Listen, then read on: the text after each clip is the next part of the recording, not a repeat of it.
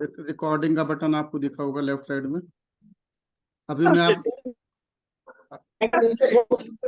अभी मैं सबसे रिक्वेस्ट करूंगा अपने को म्यूट कर लें, या मैं भी सब लोगों को म्यूट कर रहा हूँ, क्योंकि लोग बीच में आते जाएंगे, कई लोगों का माइक खुला रह जाता है और डिस्टरबेंस होती है।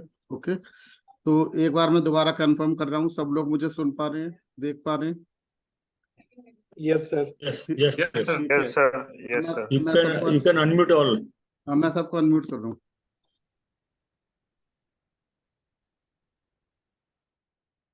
अभी मैंने सबको अनम्यूट कर दिया है, और किसी को कोई डिस्टरबेंस आती है तो वो अपना थंब रेज कर सकता है। I welcome you all in this webinar on financial astrology for stocks, stock market and commodities. Okay, financial astrology, जैसा आप लोगों को पता है, स्टॉक्स के अंदर फाइनेंशियल एस्ट्रोलॉजी आप लोग जनरली लोग जानते हैं कि नेटिव की लाइफ में क्या होने वाला है।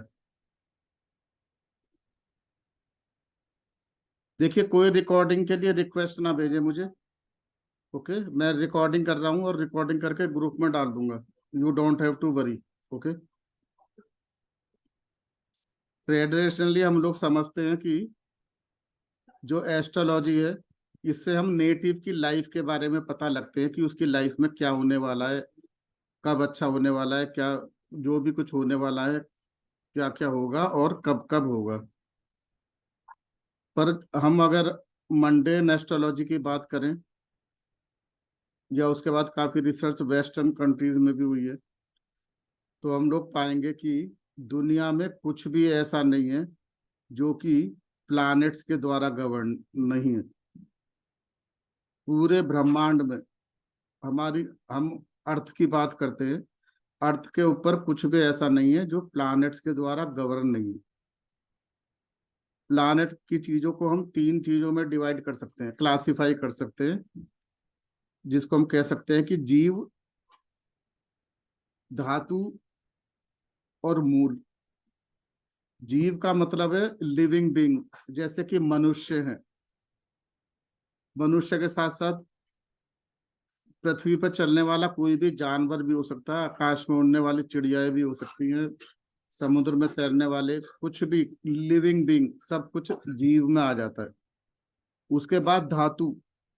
धातु का मतलब है पृथ्वी के गर्भ में जो भी कुछ मटेरियल मिलता है, जैसे कि मान लो आयरन है, या कोई भी मेटल है, रॉ फॉर्म में मिलता है हमको।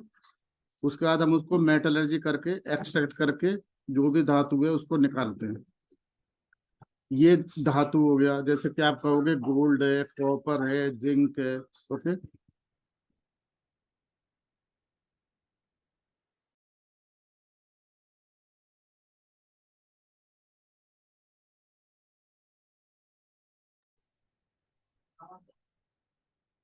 ठीक है, ये सारी चीजें हमारी हो गई धातु की। मूल के अंदर हम बोलेंगे जो हमारे ग्रेन्स हैं, ग्रोसरीज हैं, स्पाइसेस हैं। ओके, जो धरती से उत्पन्न होने वाली वनस्पति हैं। ये सारी की सारी चीजें भी प्लानेट के द्वारा ही गवर्न होती हैं। कौन से जीव में, धातु में और मूल में कब क्या स्केर्सिटी पैदा होगी, कब उसकी प्रोडक्शन ज्यादा होगी, सब कुछ डिमांड और सप्लाई का खेल होता है। तो उसी के साथ हमारे प्लैनेट्स गवर्न, हमारे प्राइसेस गवर्न होते हैं। तो आज हम उसी के बारे में एक डेमोन्स्ट्रेशन देखेंगे कि एस्ट्रोलॉजी हमको कैसे हेल्प कर सकती है स्टॉक्स के बारे में और कमोडिटीज के बारे में। Now I am opening my presentation.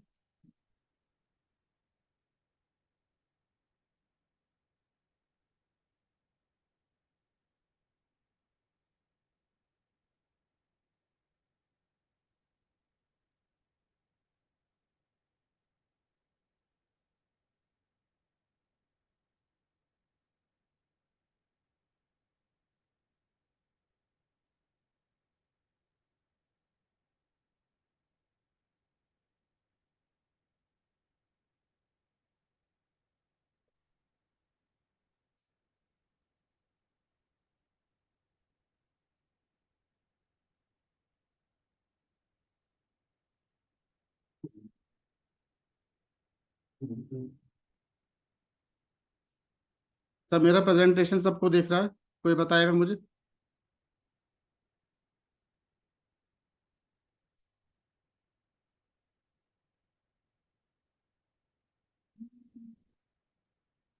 अच्छा, कोई बोल के मुझे एक बार बता दो कि प्रेजेंटेशन दिख रहा है सबको? दिख रहा है? Yes sir, yes sir, yes okay sir, okay okay great. Yes sir. Sir दिख रहा है। Okay okay great.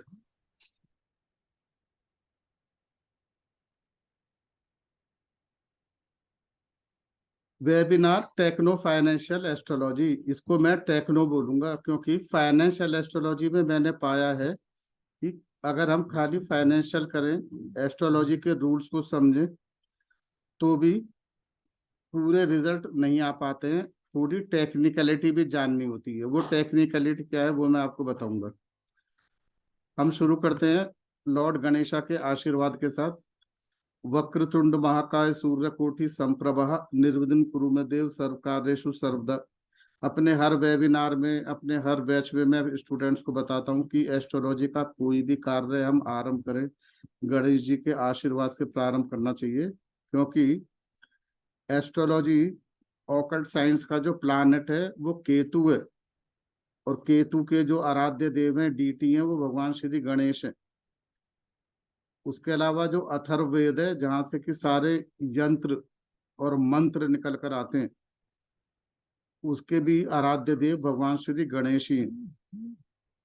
और हमारे सनातन धर्म में तो वैसे भी गणेश जी कोई भी कार्य बिना विघ्न और बाधा के सफलता पूर्वक पूरा करने के लिए गणेश जी की आशीर्वाद हमको चाहिए होता है।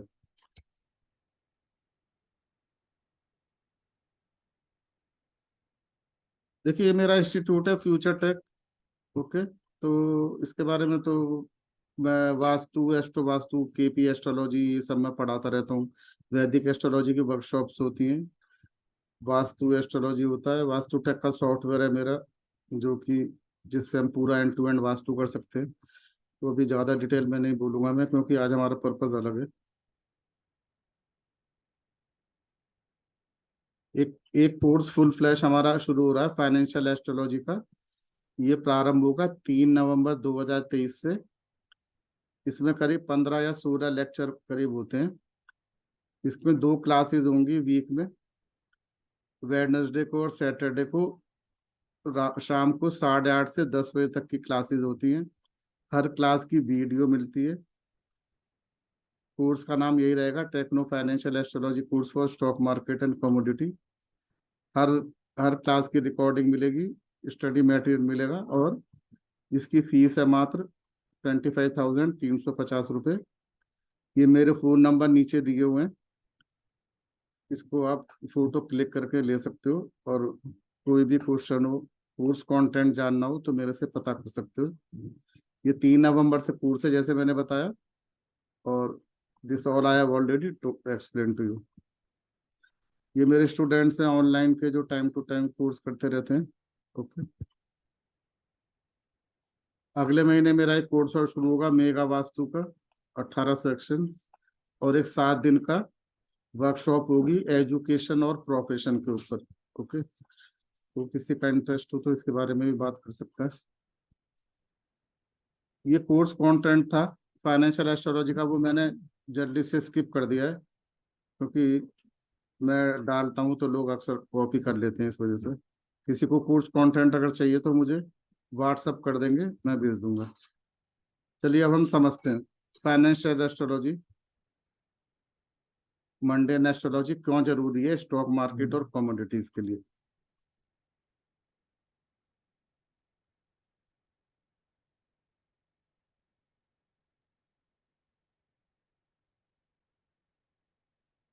प्रसाद प्रसाद जी, आपने हैंड रेस क्यों किया? सर ये स्लाइड 2 में स्टक हो गया सर। साइट अपडेट नहीं हो रहा है सर। अपडेट नहीं हो रहा? नहीं सर। एक सेकंड, अभी कौन सी स्लाइड दिख रही है आपको? स्लाइड 2 दिख रही है। एजुकेशन फर्स्ट पेज है। Future education consultancy Vastu tech. आगे नहीं दिख रहा है? ओके ओके, तो ये क्या है? अच्छा, ये पॉज हो गया, ठीक है, अभी ठीक कर देता हूँ। मुझे भी नहीं दिख रहा है सर आगे। ठीक है, कोई बात नहीं। अब दिख रहा है? यस सर, अभी अब देख दिख Yes, sir. अब दिख रहा है ना? हाँ। ठीक है, तो मैं दोबारा आपको अनम्यूट कर रहा हूँ। Okay, thanks for telling me. Very good. Sir वो कोर्स का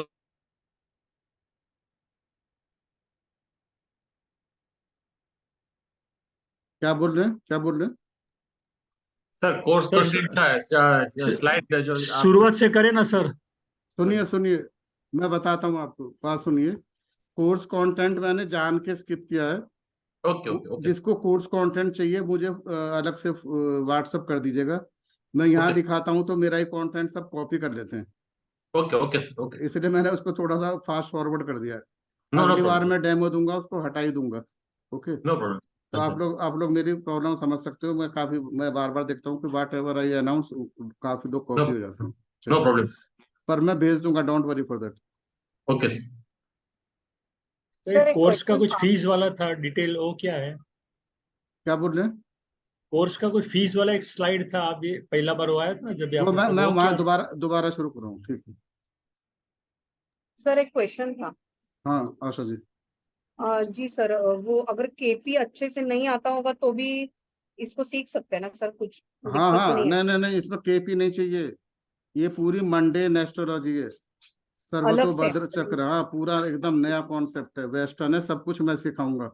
किसी को कुछ जी, भी नहीं आता तो भी उसको चिंता करने की जरूरत नहीं है। सर थोड़ा ओके सा सर, मैं thank let you so much. Sir मैं थोड़ा सा लेट ज्वाइन हुआ हूँ। सर चलिए चलिए, अब मैं क्वेश्चन आप शुरू कर रहा हूँ। लास्ट देखिए लास्ट में सुनिए लास्ट में सुनिए क्वेश्चन रखेंगे, सुनिए कुछ डाउट है अब तो सुनिए, अब मैं सबको अनम्यूट कर रहा हूँ। बिकॉज ऐसे हम सबका क्वेश्चन का आंसर दूंगा तो मुझे प्रॉब्लम होगी। सब लोग एक बात ध्यान से सुनिए, बाद में मैं 5-10 मिनट की विंडो ओपन करूंगा, जिसको क्वेश्चन पूछना है उस ओके टाइम पूछ लीजिएगा। ओके, अभी मैं ओके अनम्यूट कर रहा हूँ, क्योंकि अभी मैं सबके प्रश्न का उत्तर दूंगा तो हम आगे नहीं बढ़ पाएंगे। Okay right sir.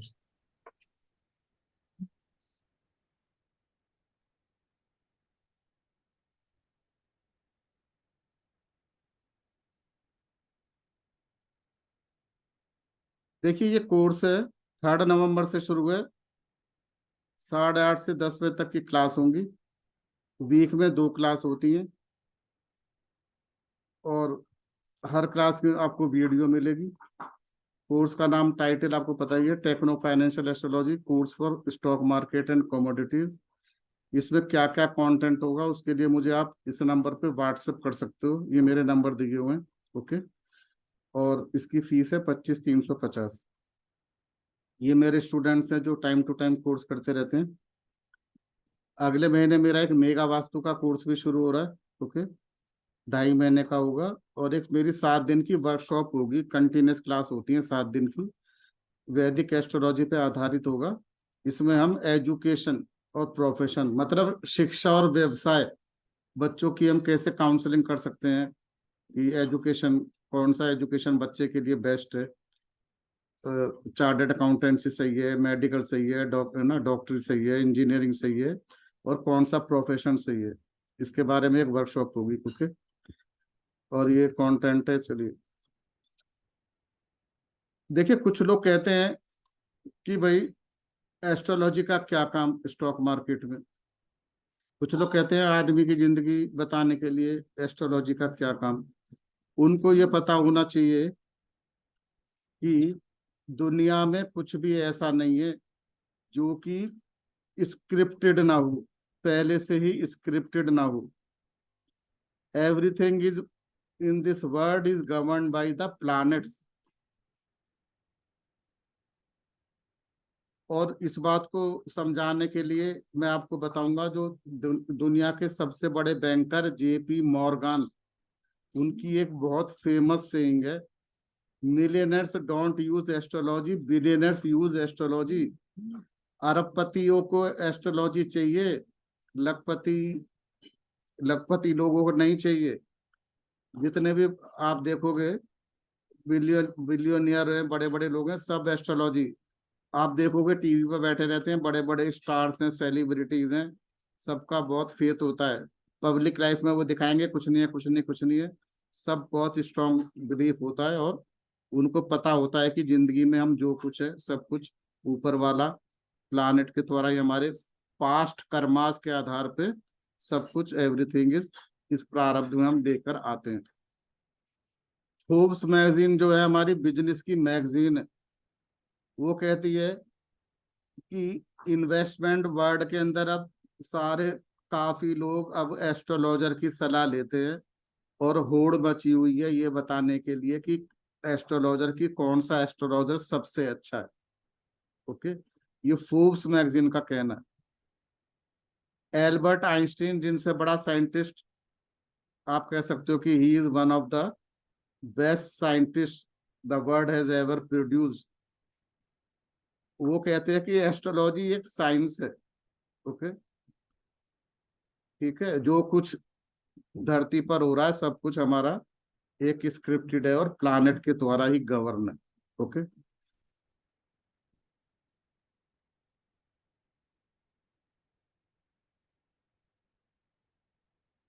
ये जो पूरी एस्ट्रोलॉजी है, चाहे तो वो किसी व्यक्ति के बारे में बताना हो, उसके जीवन में क्या होना है, या हमें बताना है कि स्टॉक मार्केट कैसा चलेगा, कमोडिटी मार्केट कैसा चलेगा, इंट्राडे कैसा चलेगा, लॉन्ग टर्म कैसा चलेगा, कौन सा सेक्टर कैसा करेगा, कुछ भी हमें बताना है, एस्ट्रोलॉजी यूज होगी। उसके 4 पिलर होते हैं, सब कुछ नक्षत्र, राशि, प्लानेट और गोचर, ये 4 हमारे एस्ट्रोलॉजी के पिलर है जिसकी हमें आवश्यकता पड़ती है।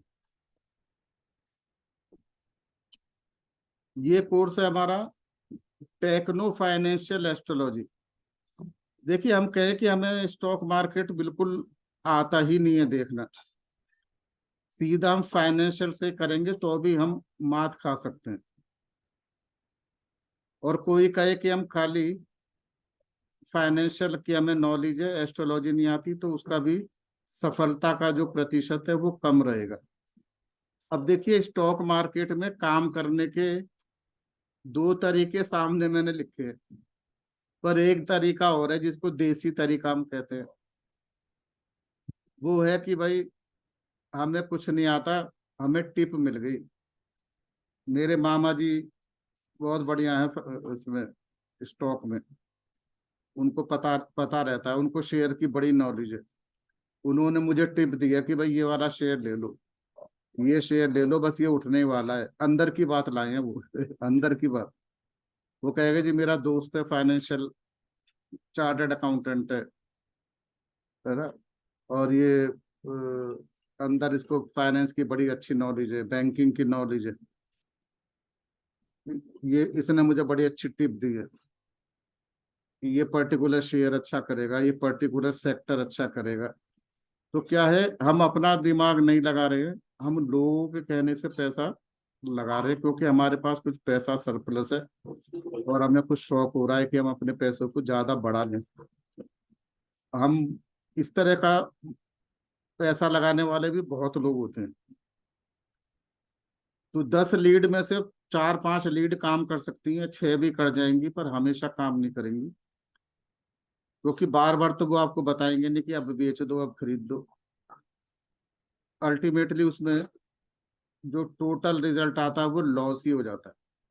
ओके, तो दूसरों के कहने से शेयर ले लो तो इसमें अंत में जाके लोग लॉस में ही आ जाते हैं।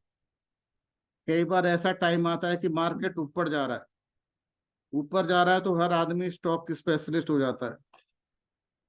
गली में कोने में पान वाले की दुकान है, वो भी कहेगा भैया ये वाला शेयर ले लो। एक बार मुझे याद है, बहुत टाइम पहले सारे शेयर्स का बड़ा जबरदस्त बूम आ रहा था। शेयर से यूटीआई वूटीआई 10-10 रुपए के शेयर 90-90 लोग 100-100 रुपए में उड़ गए थे। लोगों के 10 गुना 15 गुना पैसे हो रहे थे। हर आदमी शेयर में लगा रहा था,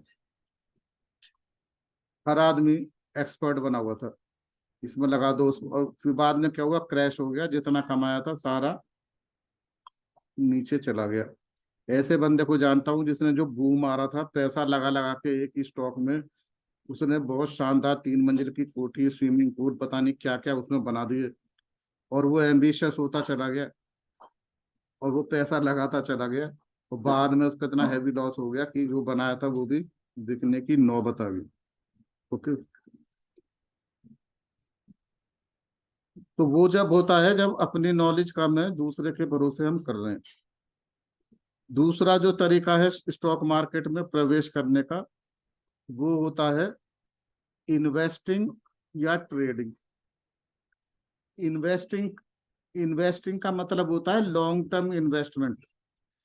एक शेयर आपने खरीद लिया और लेकर रख लिया, जैसे कोई बड़ी कंपनी है, ब्लू चिप कंपनी है, जैसे आपने रिलायंस इंडस्ट्री, आपने कहा ऐसा लेकर रख लेता हूँ, ठीक है, या कोई भी आपने मल्टीनेशनल कंपनी है एक, आप उसका शेयर लेके रख लिए, इसको हम कहते हैं इन्वेस्टिंग।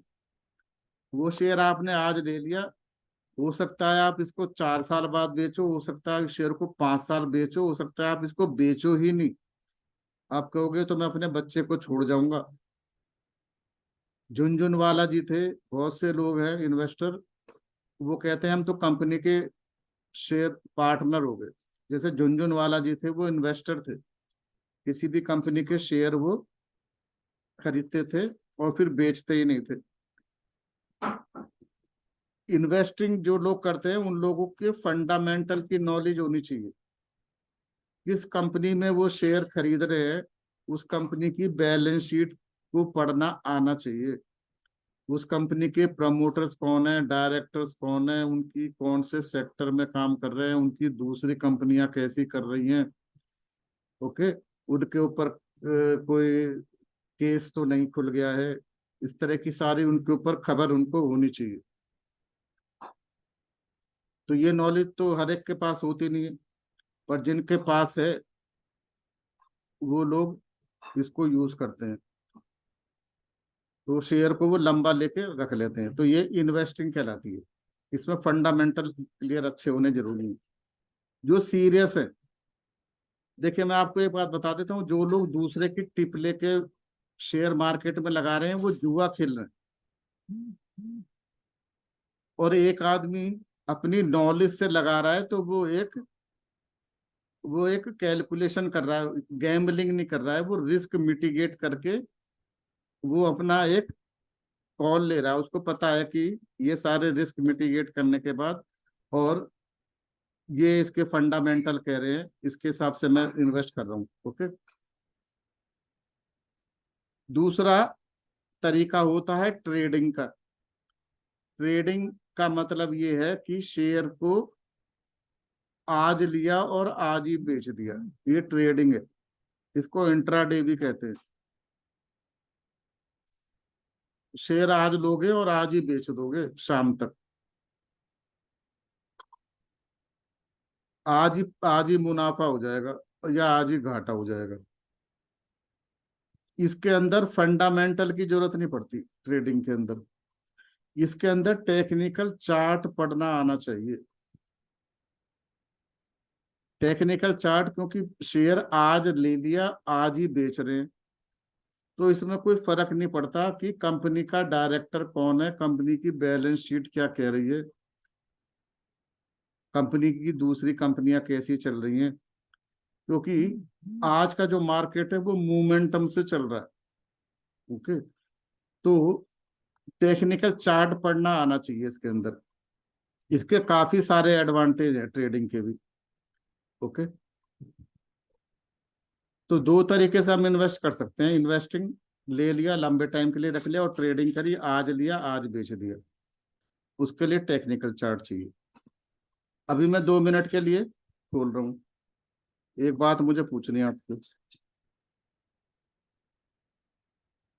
उनकी बात नहीं मैं कर रहा हूँ, चलिए सबकी बात कर लो। कुछ लोग हैं जो अपने टिप पे काम करते हैं, काफी लोग हैं जो इन्वेस्टिंग करते हैं फंडामेंटल पे, और काफी लोग हैं ट्रेडिंग के ऊपर जिनको नॉलेज है, पैसा लगाते हैं। कितने % लोग शेयर मार्केट से पैसा कमाते हैं, मुझको बताइए। तो 5% लोग कमाते हैं। और कोई गैस करेगा? 2%। Less than 1%। ठीक है, भी सचिन जी ने भी सही बोला, बाकी सब लोगों ने अपनी अपनी जगह सही बोला। 4 से 5% लोग ही पैसा कमाते हैं। तो 4 से 5% पैसा कमाने का मतलब यह है कि जो 95% लोगों ने पैसा लगाया हुआ है, उनका पैसा कौन लेके चला गया नुकसान वाला? वो 5% लोग लेके चले गए। 95% पैसा जो लोग लूज कर रहे हैं, वो कौन कमा रहा है? 5% लोग कमा रहे हैं। दूसरी एक चीज और समझने की जरूरत है, इस 5% में वो लोग भी हैं जो कि चार्टेड अकाउंटेंट हैं, चार्टेड फाइनेंशियल एनालिस्ट हैं, एमबीए फाइनेंस है, बैंकिंग सेक्टर में काम कर रहे हैं, कॉरपोरेट्स में है, जिनको इनसाइड इंफॉर्मेशन है, स्टॉक्स के बड़े बड़े खिलाड़ी हैं, वो भी इस 5% में ही है। उसके बाद भी आप लगाइए कि पैसा कमाने की जो दर है, जो परसेंटेज है, वो कितनी कम है।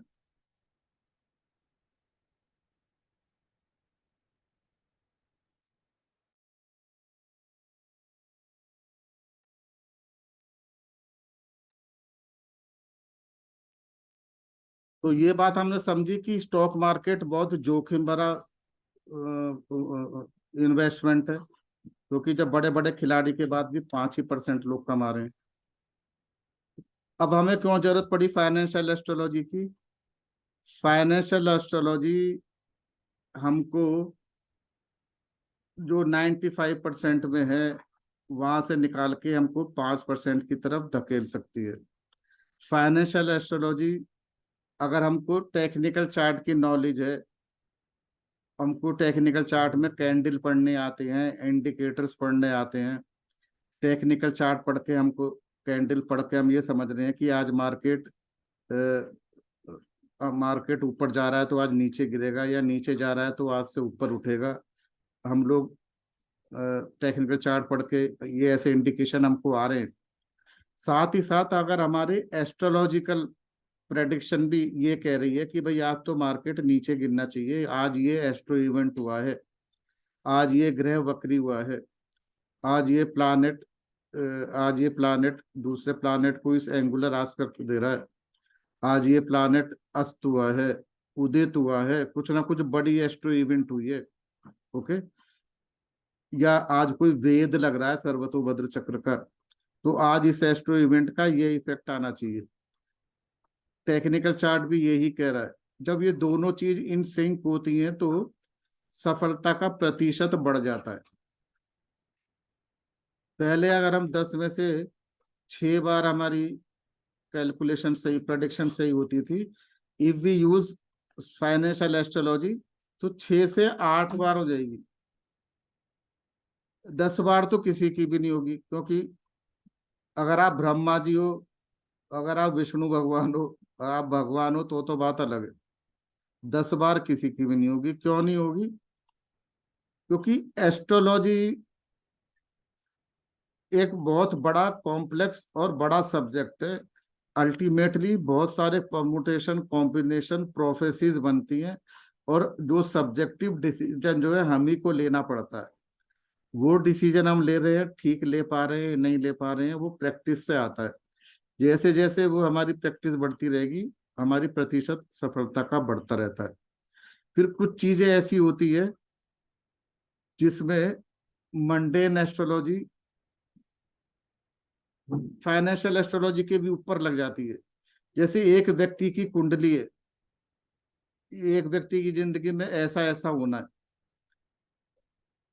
पर कोई उस देश में बड़ी घटना हो गई, भूकंप आ गया, सुनामी आ गया, तो mundane astrology will override the persons future. Okay, अब जैसे कि अब आजकल आप देख रहे हो युद्ध की स्थिति बन रही है, तो हम एस्ट्रोलॉजी के सारे रूल लगाएंगे और हम एक नतीजे पे पहुंचेंगे। परंतु एक विश्व में बहुत बड़ी घटना हो रही है कि रशिया ने यूक्रेन पे युद्ध कर दिया। आज पता लगा कि इजराइल ने गाजा पट्टी के ऊपर कुछ अटैक करके भयंकर कुछ कर दिया। वर्ल्ड वार 3 कुछ होने लगा, कुछ ऐसी घटना होने लगी, तो it will over rule the this thing. Financial astrology also, तो उस पर भी निगाह रखनी होती है। ओके, तो इसलिए मैं कह रहा हूं कि कोई भगवान नहीं बन सकता, but financial astrology will definitely help you to improve your chances of successful predictions। Okay, ये हमारी कॉन्सेप्ट क्लियर होनी बहुत जरूरी है। दूसरा इसका एडवांटेज क्या है, अगर हम इन्वेस्टिंग कर रहे हैं, मतलब लॉन्ग टर्म इन्वेस्टमेंट कर रहे हैं, तो भी हमको ये हेल्प करेगा। और अगर हम शॉर्ट टर्म इन्वेस्ट कर रहे हैं, इंट्राडे कर रहे हैं, तो भी हमको ये, मतलब ट्रेडिंग में भी हेल्प करेगा हमको फाइनेंशियल एस्ट्रोलॉजी, और इन्वेस्टिंग में, दोनों जगह हमको हेल्प करेगा। This will be the advantage. तो इस कोर्स में मैं आपको थोड़ा सा ट्रेडिंग के बारे में भी बताऊंगा। ट्रेडिंग के बारे में हमको इतनी नॉलेज होनी चाहिए कि हम ये समझ सकें कि स्विंग्स क्या होते हैं, ट्रेंड्स क्या होते हैं, है ना, ट्रेंड क्या होते हैं, मतलब मार्केट नीचे से ऊपर जा रहा है या मार्केट ऊपर से नीचे आ रहा है, ये सब ट्रेंड कहलाते हैं। ये जो हम बात कर रहे थे ट्रेडिंग, ट्रेडिंग के अंदर जो हम मार्केट को आगे देखते हैं शॉर्ट टर्म में या अगले वीक में, हम हिस्टोरिकल डेटा के बेस पे देखते हैं कि पास्ट ट्रेंड कैसा चल रहा है, वॉल्यूम कैसा चल रहा है। ओके, उसके आधार पे हम प्रेडिक्ट करते हैं। ओके, तो ये चीजें हमको आनी चाहिए, ट्रेंड्स। फिर रेजिस्टेंस और सपोर्ट की समझ हमको होनी बहुत आवश्यक है। आप लोग सुनते होंगे टीवी पे फाइनेंशियल के प्रोग्राम आते हैं, आप लोग सुनते होंगे कि आज मार्केट बढ़ रहा है, अगर ये इस पॉइंट को ब्रीच कर गया तो ये यहाँ तक पहुंचेगा, इसको भी ब्रीच कर गया तो ये वहां तक पहुंच जाएगा। या फिर मार्केट गिर रहा है, अगर यहाँ तक गिर गया तो यहाँ से गिर के उठ गया तो ठीक है, अगर इसको भी ब्रीच कर गया तो फिर ये गिरते गिरते इस पॉइंट तक जाएगा, सेकंड लेवल को भी ब्रीच कर गया तो ये थर्ड तक चला जाएगा। ऐसा पॉइंट आप सुनते हो। ये सब रेजिस्टेंस और सपोर्ट के माध्यम से हम पता लगाते हैं हिस्टोरिकल डाटा के आधार पे। तो ये समझ भी हमें होनी चाहिए, क्योंकि इन्हीं के साथ हम अपनी एस्ट्रोलॉजिकल फाइंडिंग्स को मैच करेंगे, सिंक्रोनाइज करेंगे। When both of them are in sync, our prediction will be more accurate। Stop loss लगाना कंपलसरी है। आज आप 100 रुपए लगा रहे हो और आप सोच रहे हो कि मैं इसको 120 में बेचूंगा या 110 में बेच के एग्जिट कर जाऊंगा, या आप कह रहे हो कि मैं बेचूंगा ही नहीं, कोई दिक्कत नहीं है। 110 पे नहीं बेचना, मत बेचो। 120 पे नहीं बेचना, मत बेचो। परंतु स्टॉप लॉस 100 रुपये पे लिया है तो भाई 95 पे होएगा। स्टॉप लॉस कैसे लगाते हैं थोड़ा वो भी मैं हिंट दूंगा आपको कोर्स में। तो आपने स्टॉप लॉस लगाया 96 का या 97 का या 95 का, तो अगर आपने कैलकुलेशन कर ली कि भाई 100 रुपये का लिया है, ऊपर जाएगा मार्केट, 110 पे बेचूंगा, 120 पे बेचूंगा या नहीं बेचूंगा, कुछ भी सोचा, पर हमेशा तो हमारी इच्छा नहीं चलेगी। कभी ना कभी हमारी प्रेडिक्शन भी फेल, हमारी एस्ट्रोलॉजी भी फेल हो सकती है, जजमेंट हम गलत कर सकते हैं, क्योंकि बहुत सारी प्रोफेसी और उसकी काउंटर प्रोफेसी एक दिन में लगती है। एक बार रूल ऐसे लगते हैं कि वो मार्केट को उठा रहे हैं, दूसरे रूल कह रहे हैं कि मार्केट गिरेगा, तो वहां पे हमको बहुत ब्रेन सोचना पड़ता है। ओके, और आपने चार्ट पढ़ा, पर कुल मिला के जो आउटकम था वो नहीं रहा जो हमने सोचा था। तो 100 से मार्केट अगर नीचे गिरेगा तो भैया 97 पे मैं स्टॉप लॉस है, 97 पे मैं एग्जिट कर जाऊंगा। ठीक है, तो स्टॉप लॉस लगाना बहुत आवश्यक है। ये कैंडलस्टिक पैटर्न के बारे में हम समझेंगे, ये बहुत ही इंपॉर्टेंट होता है। देखिए मैं आपको ये दिखाता हूँ, जो कैंडल स्टिक्स होती हैं, बनती हैं। अभी अभी मैं कुछ आपको जब कुछ एग्जाम्पल दिखाऊंगा उसमें मैं आपको कुछ कैंडल स्टिक दिखा भी सकता हूँ।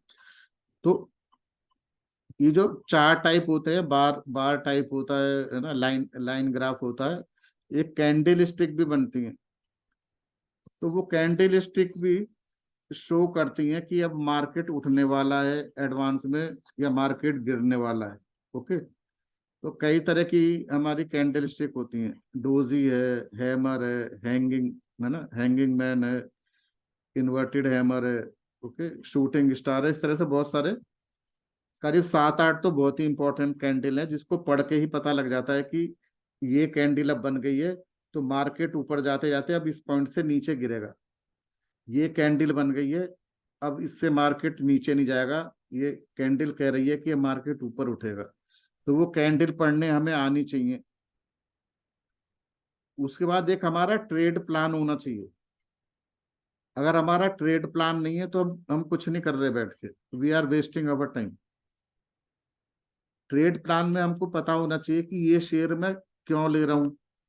चलिए वो तो एक जजमेंटल चीज होगी, एक शेयर में कितने प्राइस पे ले रहा हूं, इसको मैं कितने पे बेचूंगा, लेवल 1 या लेवल 2 पे मैं इतने तक बेचूंगा, अगर ये लेवल 1 क्रॉस कर गया तो यहाँ तक ले लूंगा, है ना। आप अपना लेवल सेट करोगे, लेवल 1, लेवल 2, लेवल 3 की, लेवल 3 तक पहुंच गया तो यहाँ पे मतलब 100 रुपए का लिया है तो 112 तक मैं इसको बेच कर निकल जाऊंगा। ओके, ये ट्रेड प्लान है। और नीचे गिरेगा तो भाई 98 पे एग्जिट कर जाऊंगा। इंट्राडे के अंदर आपको पता है कि हम गिरते हुए मार्केट से भी पैसा कमा सकते हैं। ओके, तो मार्केट अगर गिर रहा है तो भी हम पैसा कमा सकते हैं, तो उसमें भी आप कह सकते हो कि आपने उसके अंदर जो है हमारी जो कैलकुलेशन सारी उल्टी हो जाएंगी। ओके, तो उसमें भी आप स्टॉप लॉस जरूर से लगाओगे। ओके, तो ये ट्रेड प्लान हमारा होना चाहिए। तो उसके बाद हम लोग स्टॉक मार्केट में अपना जजमेंट कर सकते हैं।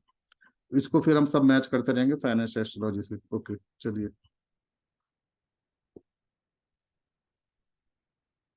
देखिए बहुत सारे टूल्स होते हैं फाइनेंशियल एस्ट्रोलॉजी में।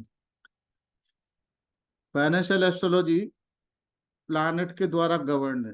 आकाश के अंदर जो नक्षत्र हैं, जोडियक है, उसके अंदर जो नक्षत्र है वो अपनी जगह स्थिर है, पर उन नक्षत्रों के अंदर और जो राशियां हैं, 12 राशियां हैं, हर राशि में 2.25 नक्षत्र होते हैं, 27 नक्षत्र होते हैं। तो हमारी एक जोडियक बेल्ट है, उसके अंदर ये प्लैनेट निरंतर घूमते रहते हैं। अभी मैं आपसे बात कर रहा हूँ, प्लैनेट अपना चारों तरफ घूम रहे होंगे कहीं ना कहीं किसी नक्षत्र में, किसी राशि में। तो ये जो प्लैनेट्स हैं ये जिस राशि और जिस नक्षत्र में जाते हैं उसी तरीके से वो रिजल्ट देते हैं। जोडियक के अंदर हर नक्षत्र, हर राशि और हर प्लैनेट किसी ना किसी धातु या किसी ना किसी मूल को सिग्निफाई करते हैं।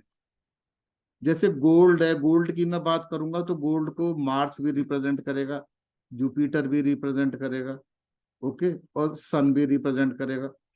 अभी मैं ऑयल और गैस की बात करूंगा तो इसको मून रिप्रेजेंट करेगा, सैटर्न रिप्रेजेंट करेगा, राहु भी रिप्रेजेंट करेगा, नेपच्यून भी रिप्रेजेंट करेगा। तो इन प्लैनेट के मूवमेंट के ऊपर ऑयल एंड गैस के प्राइस हमारे फ्लक्चुएट करेंगे।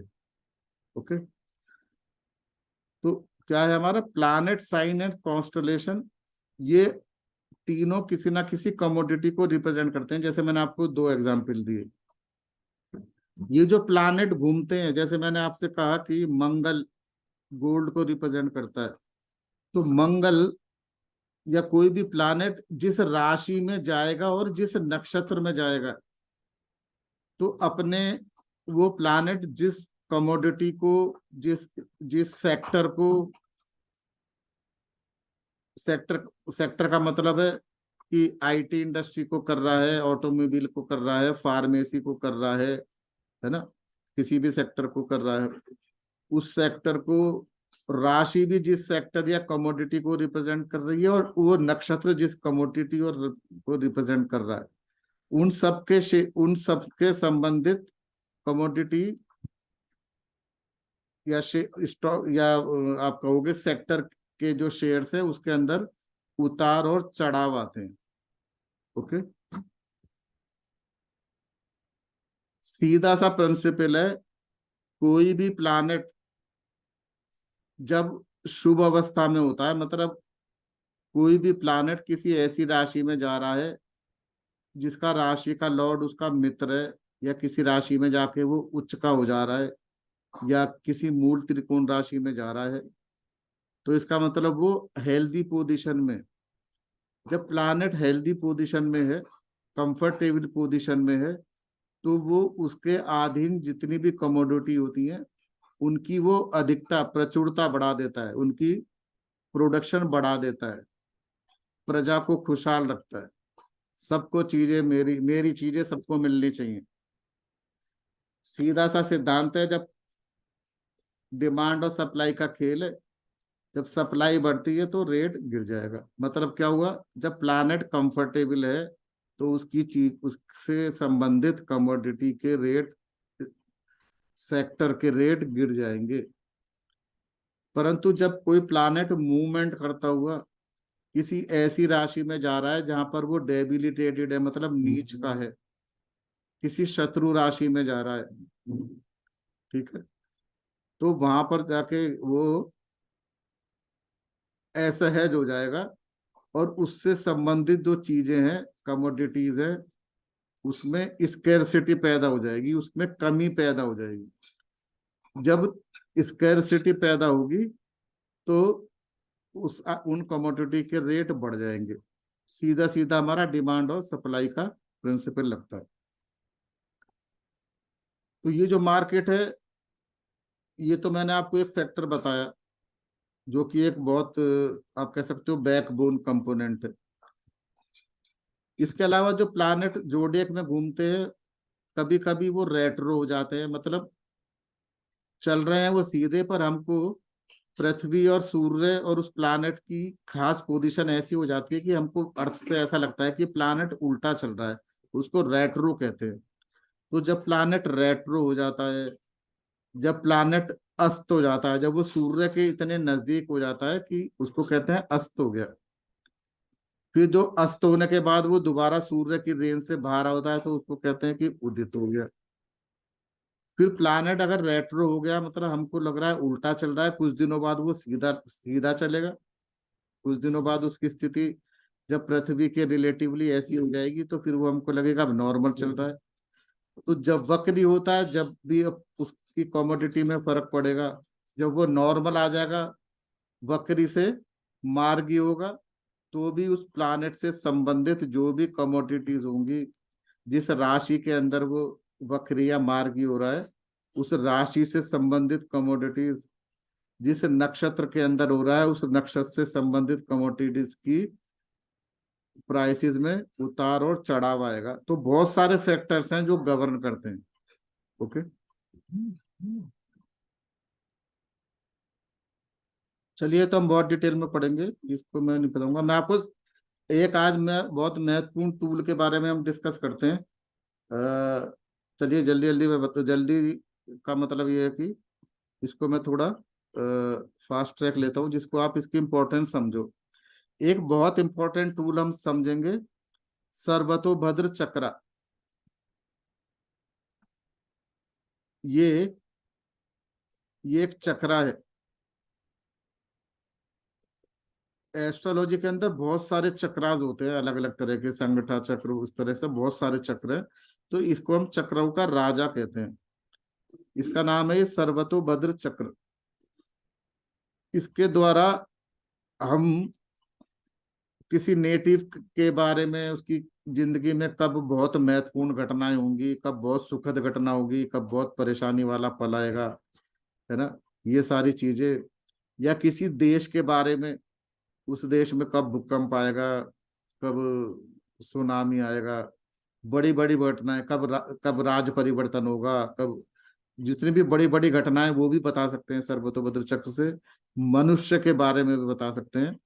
परंतु फाइनेंशियल एस्ट्रोलॉजी में इसका सबसे बड़ा यूज है कि कब कौन से सेक्टर में कौन से कमोडिटी के अंदर प्राइस बढ़ेंगे घटेंगे, वो हम सर्वतोभद्र चक्र की सहायता से बता सकते हैं। इसका सक्सेस रेट बहुत हाई होता है। काफी सारे लोग तो ऐसे हैं जो सिर्फ सर्वतो भद्र चक्र से ही अपनी कैलकुलेशन कर जाते हैं। ओके, तो इसके बारे में हम समझते हैं। ये चलिए अलग अलग नाम है, पर हम इसको सर्वतो भद्र चक्र के नाम से बनाएंगे।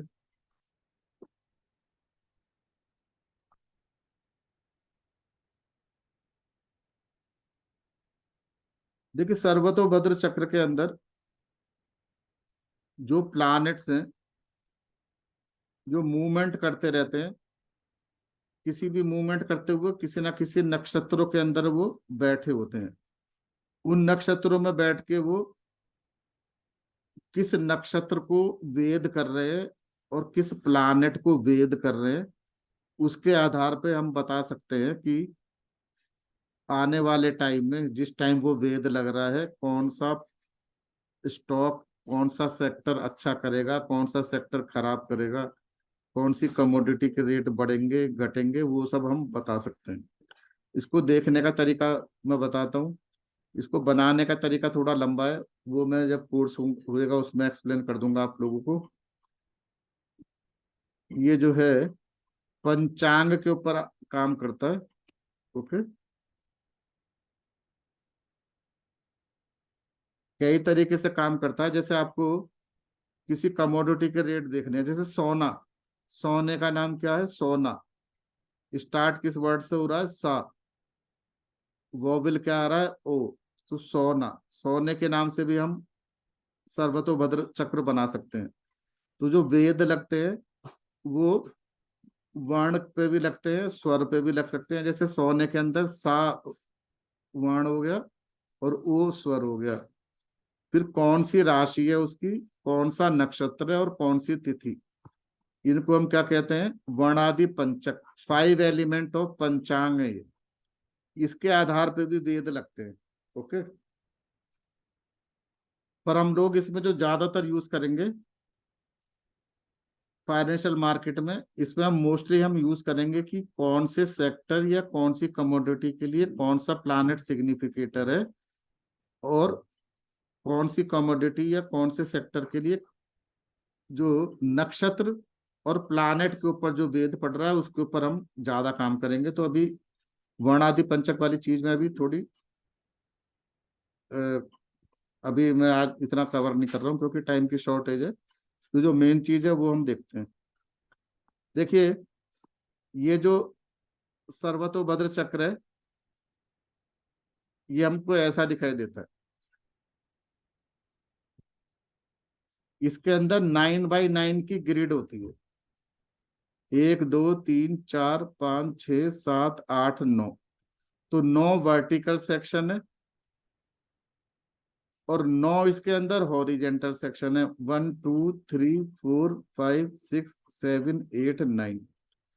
तो 9 इंटू 9 मतलब 81 स्क्वायर बन गए या ग्रिड बन गए।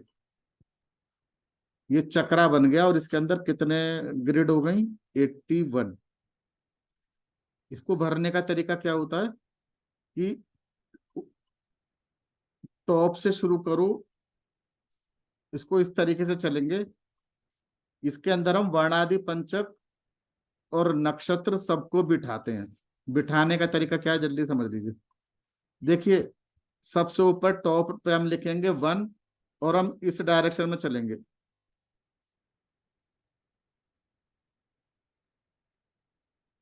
देखिए, हम गए 1 2 3 4 5 6 7 8 9 ऐसे डायरेक्शन में गए।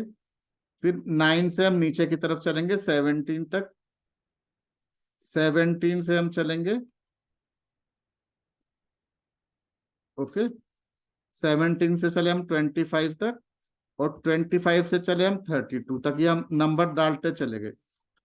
अब इसमें देखिए, ये जो हमने नंबर डाले हैं इसके चारों कोने में पीला रंग है।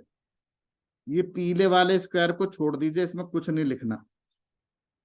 2 नंबर पे कृतिका लिखेंगे। देखिए, जितने भी चक्रा है उसमें पहला नक्षत्र हमेशा कृतिका को लेते हैं। वैसे तो नक्षत्रों में सबसे पहला नक्षत्र अश्वनी होता है, पर जो भी चक्रा का निर्माण होता है उसके अंदर पहला नक्षत्र हमेशा कृतिका का लिया जाता है। और चक्रा के अंदर हम एक नक्षत्र और लेते हैं जिसका नाम अभिजीत है। तो 28 नक्षत्रों को लेते हैं। अभिजीत कोई फिजिकल नक्षत्र नहीं है, ये एक नक्षत्र का मकर राशि के अंदर ये पार्ट हो जाता है। तो देखिए नक्षत्र हमने बाहर वाले स्क्वायर में बिठा दिए, कृतिका, रोहिणी, मृगशिरा, आद्रा, पुनर्वसु, पौष्य, अश्लेषा, ये पीला वाला खाना छोड़ दिया। फिर मगा, पूर्वा, फागुनी से लेके विशाखा तक चले, 17 में पीला वाला कोना छोड़ दिया। अनुराधा से चले श्रावण तक, पीला खाना छोड़ दिया। फिर धनिष्ठा से चले भरनी तक। तो हमारे 27 नक्षत्र बैठ गए। उसके बाद क्या करो, अंदर वाले स्क्वायर में आ जाओ, अंदर वाले को छोड़ दीजिए। अब हम यहाँ पे शुरू करेंगे 57 से लेके क्या 61, 65 और 69, इसके भी चारों कोने छोड़ दिए पीले रंग से। इसके अंदर हम क्या कर रहे हैं, राशियों को बिठाएंगे। तो 57 से शुरू है। 58 में हमने वृषभ राशि बिठाई, मिथुन, कैंसर, 61 को खाली छोड़ दिया। फिर लियो, वर्गो, लिब्रा, 65 को खाली छोड़ना। येलो वाले corner always we will leave blank. फिर Scorpio, Sagittarius, Capricorn, 69 we will leave blank. Aquarius, Pisces, Aries. Okay, तो हमारी 12 राशियां बैठ गई। उसके बाद हम तिथि बिठाते हैं। तो तिथियों की हमें इतनी जरूरत नहीं पड़ेगी। ओके, फिर भी मैं बता देता हूँ, ये हमने नंदा, भद्रा, जया, रिक्ता, पूर्णा, ये सारी तिथि बता दी है। तो अभी हम इसको यूज नहीं करने वाले हैं आज के एग्जाम्पल में। आज के एग्जाम्पल में हम लोग यूज करेंगे नक्षत्र और प्लैनेट। तो उसके लिए जो नेसेसरी इंफॉर्मेशन है that I have explain to you. Sarvatobhadra Chakra in detailed with 5 element of panchang I will explain in the course. Okay, software से जब हम ये क्रिएट करते हैं सर्वतोभद्र चक्र, तो ऐसा बनता है। ठीक है, तो इस पे आप देख रहे हो ये नक्षत्र बाहर आ जाते हैं लिखे हुए, कृतिका, रोहिणी, मृगशिरा, आद्रा, पुनर्वसु। ओके, और राशियां ये अंदर ही बैठी हुई हैं। ठीक है, चलिए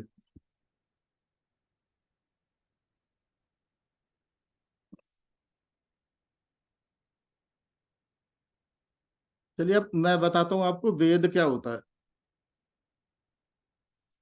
उससे पहले हमें एक चीज समझनी है, प्लैनेट जो चलते हैं आकाश के अंदर जोडियक में, इनकी गति कभी ज्यादा हो जाती है, कभी कम हो जाती है।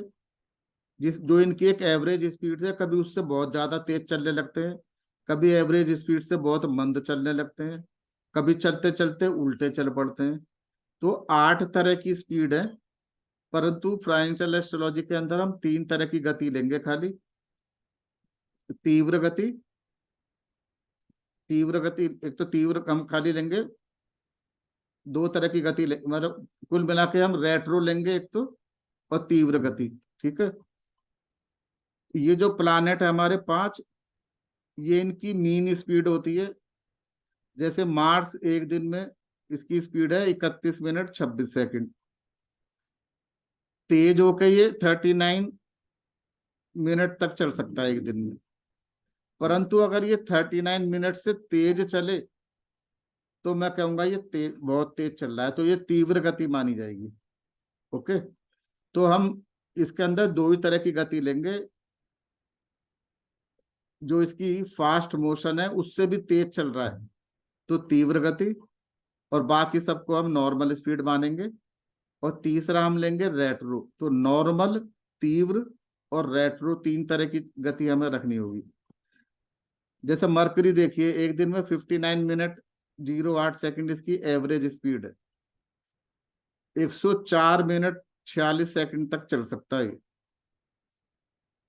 परंतु जो तीव्र ये जब माना जाएगा जब ये 104 को भी एक्सीड कर दे, तो मतलब 104 को क्रॉस करके ये 113 तक पहुंच जाए, मतलब 104 से ऊपर और 113 के बीच में कहीं पर है, तो हम कहेंगे ये तीव्र गति से चल रहा है।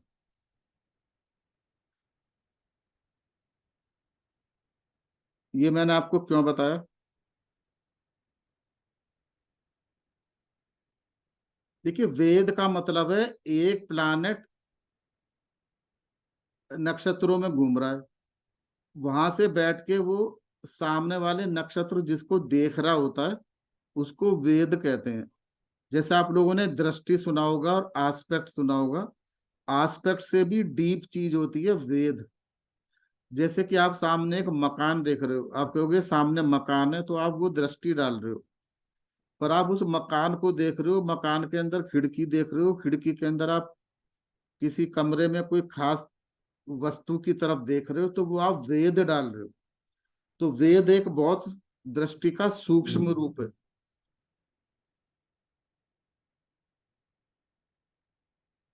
तो प्लानेट, जो हमारे 5 प्लानेट हैं, Mars, mercury, Jupiter, Venus and Saturn, ये जो हमारे 5 प्लानेट होते हैं, इनकी गति कभी सामान्य होती है, कभी सामान्य से ज्यादा, और कभी ये रेट्रो चलने लगते हैं। ओके, तो इनकी इनकी इनका वेद समझिए अच्छी तरीके से। ये प्लानेट जब सामान्य गति से चलते हैं तो ये जिस नक्षत्र में बैठे हैं वहां से सामने वाले नक्षत्र और उस सामने वाले नक्षत्र में जो प्लानेट बैठे हैं उनके ऊपर हम कहेंगे वेद डाल रहे हैं। जब ये प्लानेट किसी नक्षत्र में रेट्रो है तो ये सामने ना देख के राइट की तरफ देखता है, अभी मैं दिखाऊंगा। और जब ये प्लानेट तीव्र गति से चल रहे होते हैं, ये 5 प्लानेट, तो ये लेफ्ट साइड की तरफ देखते हैं। तो ये 3 तरह की दृष्टि हो सकती है डिपेंडिंग ऑन देयर स्पीड।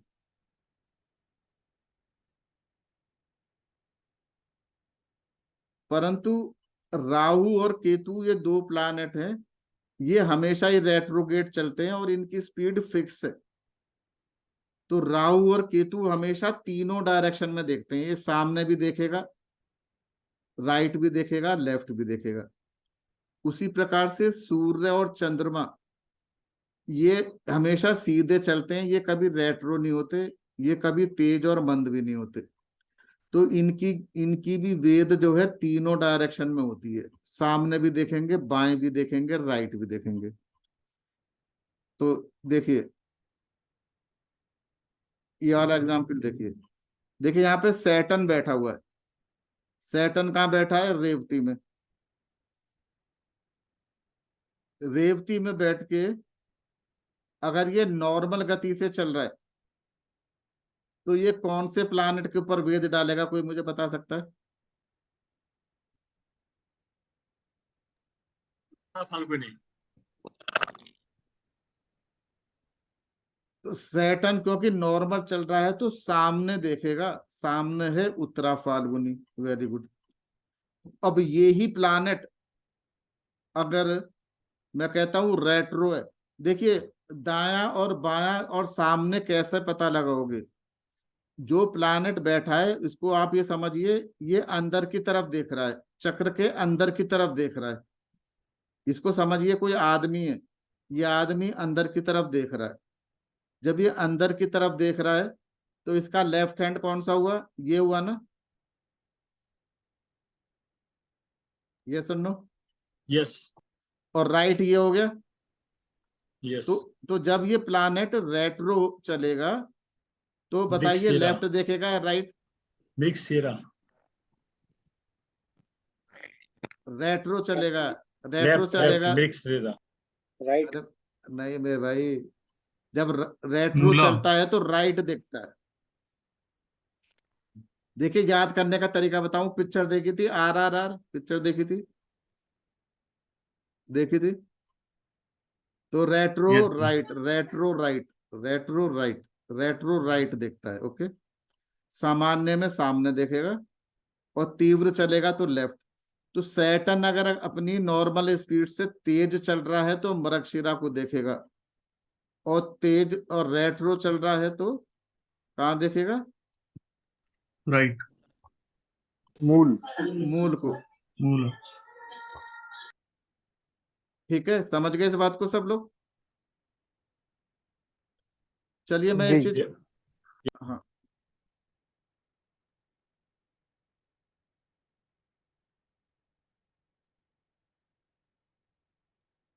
देखिए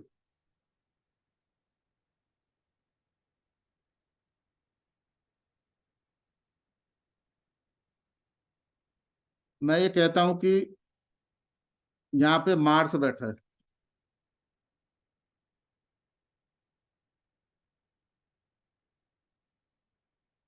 अब मैं कहता हूं मार्स, मार्स यहाँ पर बैठा है और मैं कहता हूं मार्स रेट्रो है,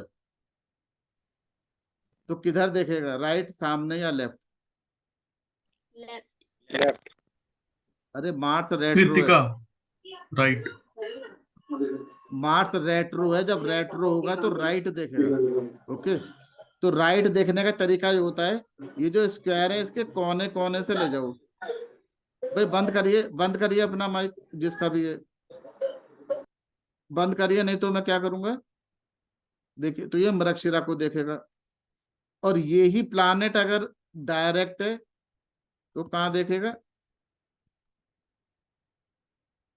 डायरेक्ट है तो कहाँ देखेगा बताइए? भाद्रपदा, सामने। पूर्व भाद्र। तो ये यहाँ देखेगा। और ये ही प्लानेट अगर तीव्र गति से चल रहा है तो इसकी इसकी जो दृष्टि आएगी, ये इसको तरीका मैंने आपको बताया, कोने कोने से ले जाइए, कोने कोने से मिलाते हुए, डायगोनल डायगोनल जाइए। मूल। जैसे जैसे चेस में ऊंट की चाल होती है ना, चेस में वैसे चलता है। ठीक है, तो ये मूल को मूल। देखेगा, है ना, समझ गए? और मैं कहता हूं आपसे, यहाँ मैं आपसे एक चीज कहता हूं, मैं आपसे बोलता हूं कि यहाँ पर बैठा है, मैं कहता हूं कि राहु बैठा है। अब इसका वेद कहाँ कहाँ पड़ेगा? तीनों डायरेक्शन में। तीनों में। बहुत अच्छा बोला, बहुत ही अच्छा बोला। तो राहु जो है सामने भी देखेगा, राहु जो है, राहु जो है ऐसे भी जाएगा, और राहु जो है ऐसे भी जाएगा। ठीक है, तो आप लोग अच्छे से समझ गए मेरा ख्याल से। अब एक चीज और समझिए, प्लैनेट्स का क्लासिफिकेशन होता है। जो सैटर्न, मार्स, राहु, केतु, ये प्लैनेट मैलेफिक कहलाते हैं। मतलब क्रूर, मतलब ये प्लैनेट का मैलेफिक, कह दो या हिंदी में जो भी कहना है, मैलेफिक है। और जो वीनस प्लैनेट है, जुपिटर प्लैनेट है, ये प्लैनेट क्या है, ये बेनेफिक है। एक प्लैनेट मरकुरी है, वो बच्चा प्लैनेट है, उसको प्रिंस कहते हैं। प्लानिटरी कैबिनेट के अंदर उसको प्रिंस का दर्जा प्राप्त है। तो वो जिसके साथ रहता है, उस बच्चा होने के कारण वो वैसा ही हो जाता है। तो नवमांश में अगर वो मैलेफिक प्लैनेट के साथ बैठा है तो मरकरी बेनेफिक बन जाता है, और बेनेफिक के साथ बैठा है तो वो बेनेफिक बन जाता है। तो Mercury can be malefic, Mercury can be benefic. और चंद्रमा बेनेफिक होता है, परंतु कृष्ण पक्ष की एकादशी से लेके शुक्ल पक्ष की पंचमी तक चंद्रमा भी पीड़ित होता है, तो उस टाइम वो मैलेफिक होता है। मतलब अमावस्या से लगा लो 5 दिन पहले और 5 दिन बाद चंद्रमा हमारा मैलेफिक होता है। तो जब मैलेफिक प्लैनेट की वेद पड़ती है तो तेजी आती है, और जब बेनेफिक प्लैनेट की वेद पड़ती है तो मंदी आती है। इस रूल को अपने दिमाग में बिठा के रखना है। अब देखिए, इसका जो हमने सीखा है, इसका देखिए कहाँ कहाँ इफेक्ट जाएगा। इसको हम इंट्राडे में भी लगा सकते हैं, इंट्राडे के स्टॉक्स में लगा सकते हैं, इंडिसेस पे लगा सकते हैं, निफ्टी बैंक निफ्टी पे। इसको हम सेक्टर्स के लिए लगा सकते हैं, लॉन्ग टर्म के लिए लगा सकते हैं, कमोडिटी पे लगा सकते हैं, गोल्ड वगैरह, कोई भी मेटल हो, जिंक हो, आयरन हो। तो इसके हम कुछ एग्जाम्पल देखते हैं। ओके, तो अभी तक कोई क्वेश्चन तो नहीं है, कोई पूछना? No sir. चलिए, अच्छी बात। हाँ जी, राज जी बताइए। सर ये अपना जैसे आपने अभी बोला कुछ मून देवता का एकादशी से कुछ रहता है, हाँ लेकिन नॉर्थ इंडिया में कुछ अलग वो लोग बोलते हैं अमास और पूनम का, तो उसका और कैसे करने का? वही तो मैंने बताया ना, हाँ अमावस्या होती है ना। नहीं, अपना ये बाजू में जो नॉर्थ के अलावा जो एरिया है उसमें अमास 30 दिन का रहता है, जबकि उधर एकम चलते हैं नॉर्थ तो इधर इंडिया हो, साउथ इंडिया हो, अमेरिका हो या जापान हो, ठीक है, जब चंद्रमा अस्त होता, चंद्रमा जब सूरज के पास आ जाता है, अमावस्या होती है, उससे हाँ 5 दिन पहले और 5 दिन बाद चंद्रमा ओके। मैलेफिक रहेगा। Okay sir. इसमें नॉर्थ साउथ का कोई चक्कर ही नहीं है। नाम कुछ ओके। भी कह दो, पूनम कह दो, हाँ पूरनमासी कह दो, कुछ भी कह दो, समझ उससे गया। वो कोई बात नहीं है। Thank you. Thank you sir.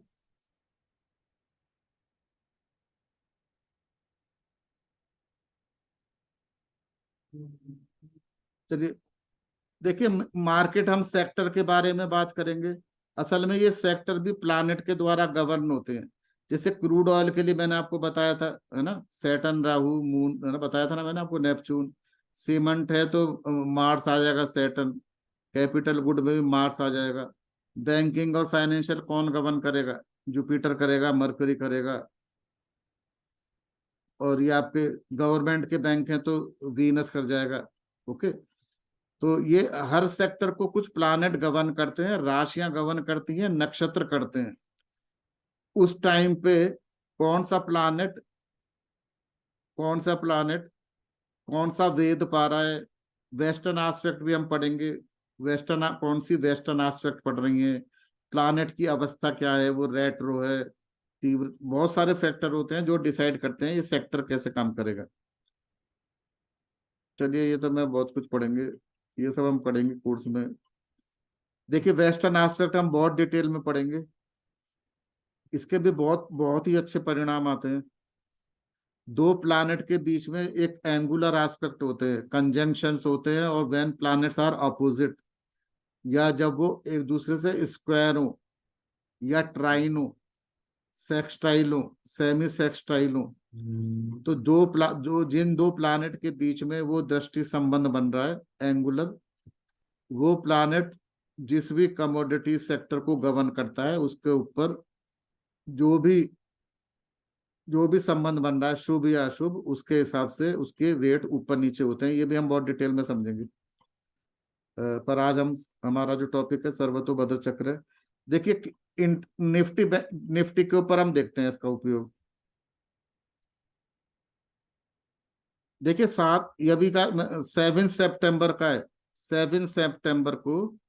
चलिए मैं वो भी खोल लेता हूँ, निफ्टी भी। देखिए, वैसे मैंने उसकी स्क्रीनशॉट यहाँ लगाए हुए हैं, तो वहां खोलूं क्या आपके लिए? चलिए, देखिए 7 सितंबर को जो मार्केट है 19,598 पे खुला, क्लोज हुआ 19,727 पे। 128 पॉइंट का क्या आया, जंप आया। ओके, इस दिन क्या घटना हुई थी? चंद्रमा के ऊपर राहु का वेद था। तो बताइए, राहु मैलेफिक है या बेनेफिक है? मैलेफिक है ना, मैलेफिक है ना। तो राहु के प्रभाव में चंद्रमा चंद्रमा जो प्लानेट है वो दिन में होने वाली घटना है, क्योंकि चंद्रमा एक दिन में एक नक्षत्र से गुजरता है। इंट्राडे के अंदर निफ्टी वगैरह में चंद्रमा का बहुत इंपॉर्टेंट रोल है। चंद्रमा कौन से राशि से गुजर रहा है, कौन से नक्षत्र से गुजर रहा है, कौन से नक्षत्र के पद से गुजर रहा है, ओके, और किसके साथ वो षडाष्टक योग बना रहा है, 2-12 योग बना रहा है। तो बहुत सारी चीजें हैं जो हम कोर्स के अंदर पढ़ेंगे। वेस्टर्न एस्पेक्ट भी देखेंगे। पर एक बहुत महत्वपूर्ण जो चीज है वो सर्वातोभद्र चक्र। सारे फैक्टर कंसिडर करने के बाद ही हम किसी परिणाम की तरफ पहुंचते हैं। परंतु हम एक ही फैक्टर को लेके मैं आपको दिखा रहा हूं कि सर्वतोभद्र चक्र का एक ही फैक्टर है, उसके आधार पे मैं आपको बता रहा हूँ। ओके, तो 128 पॉइंट बढ़ा है, और आप लोग क्या कह रहे हो, मार्केट उठना चाहिए, क्योंकि चंद्रमा दिन में होने वाली घटनाओं को इन्फ्लुएंस करता है। निफ्टी को इन्फ्लुएंस करता है और राहु के वेद पड़ रहा है। तो देखिए 7 सितंबर का 9:15 का चार्ट है भाई, सुबह 9:15 खुलता है मार्केट, तो सुबह 9:15 का ये चार्ट है। इसी का मैंने क्या करा है, सर्वतोभद्र चक्र बनाया है। तो देखिए यहाँ क्या लिखा है, 7 सितंबर 9:15। इसके अंदर आप देखिए मून, देखिए मून यहाँ पर है। मून के ऊपर किसकी एस्पेक्ट आ रही है, राहु की आ रही है ना। Can you see, can Yes, everybody see. तो इसके ऊपर राहु का एस्पेक्ट आ रहा है। ओके, तो राहु का एस्पेक्ट आने के कारण देखिए चौथे पद में है, तो इससे पहले दिन भी मार्केट तेजी का ही रहा होगा। ठीक है, तो पर मैं आपको 7 का दिखा रहा हूं। तो देखिए 7 तारीख का ये मैंने आपको लाइन ग्राफ दिखा रहा हूँ, ये 7 तारीख का मार्केट है। तो 7 तारीख का मार्केट आप देख रहे हो, ये 7 सितंबर का है। कैन यू सी, ये Yes, sir. 7 है, ये 8 है। तो हम देख सकते हैं ना, निफ्टी हमारा ऊपर जा रहा है इसका। इसको मैं डायरेक्ट वहां भी दिखा सकता हूँ आपको, ग्राफ के अंदर कहो तो।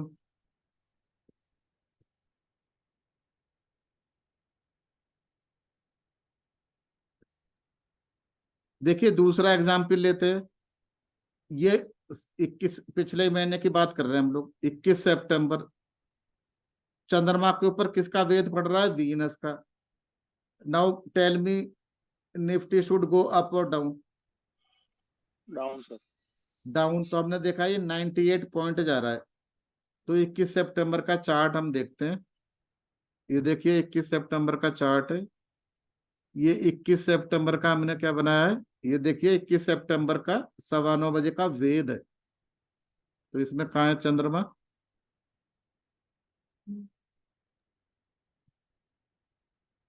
नीचे सर, अनुराधा में। हाँ ये रहा मून, मून ये रहा। तो मून के ऊपर, हाँ ये देखिए वीनस का वेद आ रहा है ना सामने से। Can we Yes, see, sir. और देखिए जुपिटर का भी आ रहा है। तो 2 शुभ प्लानों का वेद है, जो कि इसमें मंदी का एक कारण बना। ठीक है अभ्युदय जी। Yes, sir. Yes sir. तो देखिए 21 तारीख का चार्ट है, 21 सितंबर को हम देख सकते हैं ना, ये है ना। सर एक सवाल था, पूछूं? हाँ बताइए बताइए। 15 सितंबर से मार्केट डाउन ट्रेंड चालू हुआ। देखिए बहुत सारी घटनाएं हैं, वो आपकी बात ठीक नहीं है। नहीं, हर एक हाँ माइंड मत करना, आई एम हाँ सॉरी, मैं आपको हाँ डिस्टर्ब कर रहा हूँ। हाँ मेरा खाली एक कॉन्टेक्स्ट में एक सब्जेक्ट था, इसलिए मैंने आपको पूछा। हाँ 15 सितंबर का आप चार्ट देखोगे ना, तो मेजर ट्रेंड रिवर्सल जो था ना 15 या 16 सितंबर का, तो उसके बारे में थोड़ा सा समझना था। नहीं अभी हम देखिए, अभी हम क्या सचिन जी बात कर रहे हैं इंट्राडे की। राइट। इंट्राडे के अंदर, इंट्राडे के अंदर कौन सा एस्ट्रो इवेंट हो रहा है। ओके, तो ये उसके हिसाब से, अगर ओके आप बात कर रहे हो 15 के हिसाब से चल रहा है, तो वो क्या हो गया, थोड़ा शॉर्ट टर्म हो गया, वीकली वाली बात होगी। तो ओके वीकली के लिए प्लानेट बदल जाते हैं। इंट्राडे के लिए के अंदर मैंने कौन सा प्लानेट पकड़ा हुआ है, मून, क्योंकि मून एक ओके दिन, एक नक्षत्र में एक ही दिन रहेगा। ओके ओके ओके, ठीक है ना। Thank you. और जो सचिन जी दूसरी चीज ये कि एक ही टाइम में बहुत सारे वो लगते हैं रूल्स। ठीक है, ओके तो हम कौन सी घटना को देख रहे हैं, लॉन्ग टर्म देख रहे हैं, शॉर्ट टर्म देख रहे हैं, और जिस सेक्टर को देख रहे हैं, इंडिसेस को देख रहे हैं, उसका प्लानेट क्या है। तो बहुत सारी चीजें। सर मेरा एक अभी क्वेश्चन था। अभी अभी सुनिए सुनिए, पहले एग्जाम्पल देख लो। और सचिन जी अभी हम गोल्ड का मैं आपको एग्जाम्पल दिखाऊंगा, तो हाँ वहां सर, हाँ सर, हाँ सर। वहां आपके क्वेश्चन का आंसर मिल जाएगा, जो आप लंबा वाला कर रहे हो ना, अपना मिल जाएगा। ओके, हाँ देखिए निफ्टी ऑयल है। अभी हमने हमने किसके ऊपर देखा था ये, क्योंकि हम इंट्राडे की बात कर रहे थे, हमने चंद्रमा को पकड़ा। Nifty Nifty oil and gas किसके द्वारा गवर्न होता है? कई सारे प्लैनेट्स हैं। ओके। बहुत लंबा देखना है तो नेपच्यून को भी देखेंगे।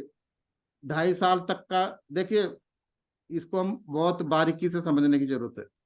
हाँ जरूरी। सैटर्न, देखिए सैटर्न भी गवर्न करता है इसको, ऑयल एंड गैस को। पर सैटर्न एक राशि में 2.5 साल के लिए बैठ जाता है। अब सैटर्न अगर मान लो किसी मैं कहता हूँ फायरी प्लैनेट में बैठा है, फायरी साइन में, तो ये क्या करता है? ऑयल एंड गैस के रेट बढ़ा देता है। तो इसका मतलब ये तो नहीं रहेगा कि भाई 2.5 साल तक जो है ऑयल एंड गैस ऊपर ही रहेगा। यस और no, tell me everybody. Right.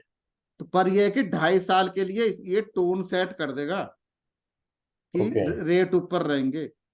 उसके बाद राहु भी गवर्न करता ऑयल एंड गैस को, वो 1.5 साल के लिए गवर्न करेगा। उसके बाद चंद्रमा भी गवर्न करता है, वो 2-2.5 दिन के लिए गवर्न करेगा। और 2.5 साल के अंदर सैटर्न कभी रेट्रो भी होगा, कभी अस्त होगा, कभी उदित होगा, कभी जिस राशि में वो नक्षत्र भी चेंज करेगा।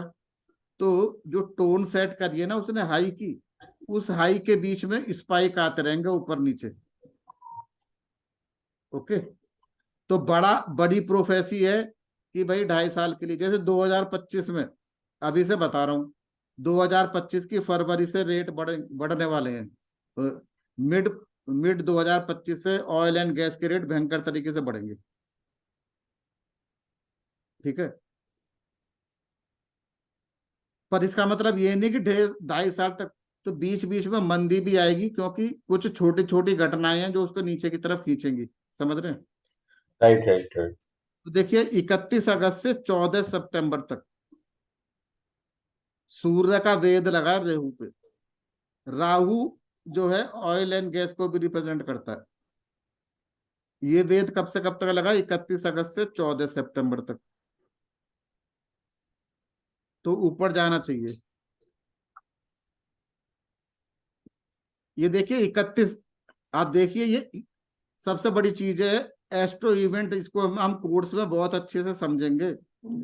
ये जो एस्ट्रो इवेंट हुआ है, मुझको बताइए कौन सी तारीख को हुआ है, जो अब मैंने आपको अभी जस्ट दिखाया है। ये वेद कब लगा है? 31 अगस्त। अब ये बताइए मार्केट में रिवर्सल 31 तारीख को सीधा दिख रहा है या नहीं दिख रहा है? Yes sir. करेक्ट है। और 31 से लेकर आप जा रहे हो ना, ये कितने दिन के लिए लगा था? 14 सितंबर तक के लिए लगा है।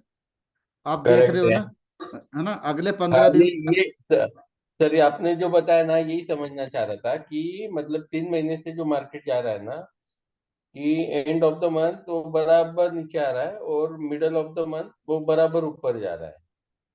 देखिए ये तो मैं और आपको बताना चाह रहा हूँ सचिन जी। देख, मैं आपको और- एक बार और ट्राई करता हूँ। हाँ। जब शनि आएगा 2.5 साल के लिए ऊपर आएगा, पर ऊपर जाते जाते बीच में मान लो किसी दिन शनि जो है अस्त हो गया, या मान लो शनि वक्री हो गया, तो और तेज कर देगा। ठीक है, उसके बीच में 2 दिन के लिए चंद्रमा आएगा, चंद्रमा पे ऊपर कोई शुभ वेद पड़ गई, तो 2 दिन के लिए ऑयल एंड गैस रेट कम हो जाएंगे।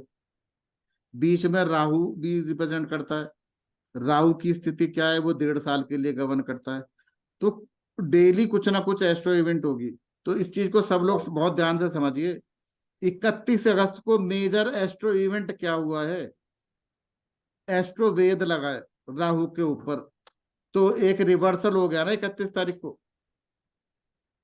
मार्केट तो पीछे से आ रहा है, ये तो ऊपर नीचे होता रहेगा, पर 31 को एक खास घटना हुई है, उस घटना ने इसको ऊपर ले जाना शुरू किया 15 दिन। अब एक और चीज सोचिए, इस 15 दिन के अंदर भी कोई छोटा सा एस्ट्रो इवेंट हो सकता है 2 दिन का, है ना? तो इस 25 दिन में भी तो रेट ऊपर नीचे हो रहे हैं ना। पर ओवरऑल जो ट्रेंड है, देखिए ओवरऑल ट्रेंड तो ऊपर का है। यस और नो? Yes sir. आप लोग देखिए स्विंग तो ऊपर नीचे होंगे ही। देखिए इस दिन ऊपर से नीचे आया है, फिर ऊपर चला गया, तो ये स्विंग तो शेयर में हमेशा आएंगे, क्योंकि डेली एस्ट्रो इवेंट होते रहते हैं, तो उसको वो ऊपर नीचे लाएंगे।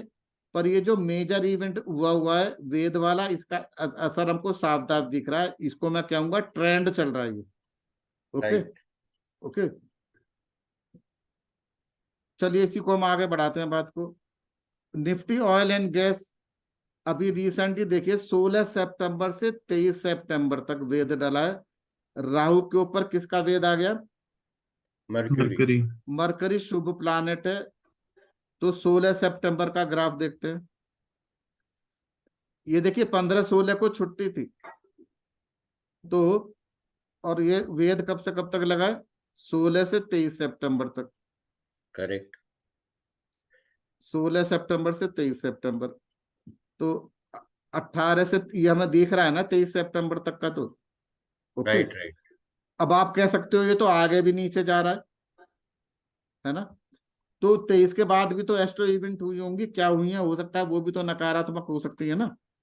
परंतु 16 से 23 का तो कारण हमने देखा तो साफ साफ, क्योंकि मैं आपको क्यों बता रहा हूँ, मैं आपको सर्वतोभद्र चक्र के कॉन्टेक्स्ट में बता रहा हूँ।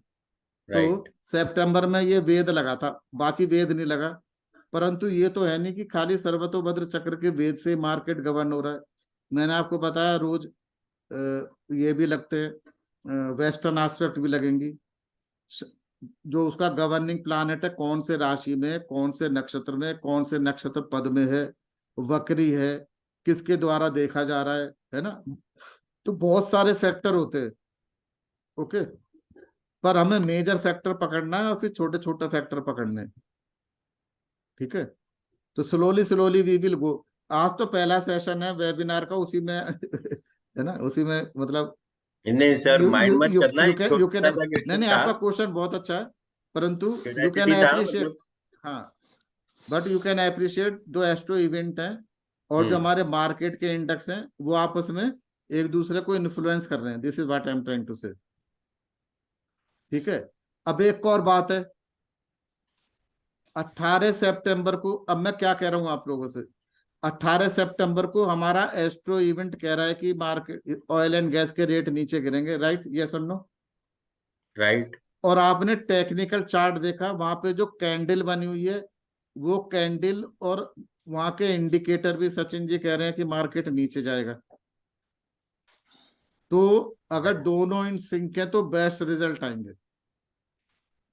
अगर एस्ट्रोलॉजी कुछ कह रही है, इंडिकेटर कुछ कह रहा है, तो आराम से बैठ जाओ, कुछ नहीं करो। कोरिलेशन होना जरूरी है। कोरिलेशन होगा, रोज मत करो ट्रेड, जब भी करो ठोक बजा के करो कि भैया मेरा टेक्निकल चार्ट भी कह रहा है ऊपर जाएगा, मेरी एस्ट्रोलॉजी भी कह रही है ऊपर जाएगा। अब उसके बाद हम भगवान तो बन नहीं सकते भाई, है ना। तो ये क्या है, this will improve your chances to improve your this thing prediction. Okay sir, एक छोटा क्वेश्चन है मेरा।